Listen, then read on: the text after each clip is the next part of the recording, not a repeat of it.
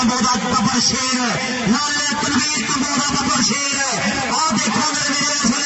Awais king ना टक्कर हाय हाय हाय आ देखो मेरे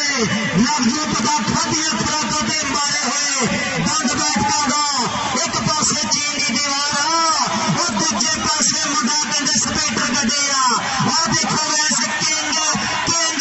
और तीन जफिया दे चौधरी शबीर हुसैन खोखा वालों 5000 रुपया 5000 रुपया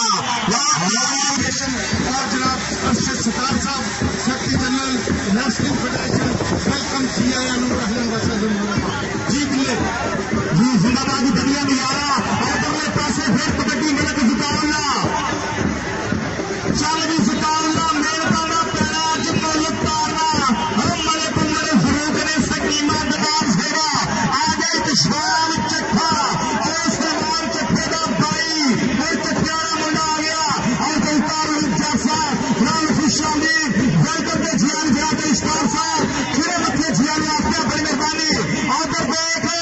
आइस खावत रंगावा वो मुंडे दोनों जट्टा ने खंड विचों हड्डीदा हर खाते होने और गढ़ हो चुका आ गया फैसल कंबे आ गया मुंडा इसने खेल मैदान खड़म कंबे का भाई नाले बाजूला कंबे का शगिर्द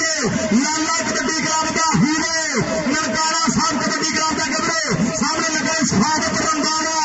आई काबरादान कबड्डी ग्राम बल्ले और नेती टन टन कराने वाला मुंडा मेरे कदे कदे करता है ट्राई लगदे होइए ओ बल्ले बल्ले हिंदी मेरे ढोल सिपाहिया तेनों रब दिया रखा जेड़ा रावां तो आवे जेड़े रावां तो जावे उन्हां रावां दी मिट्टी नूं चुम्मण मेरियां अखां मेरे ढोल सिपाहिया तेनों रब दिया रखा बाहा खिलाड़िया हल्का जा चुक्या नौजवान मारी भाई कैंची चौधरी तार भाई जट साहब कहते सफर वास्ते गड्डी चंगी रेल होंदी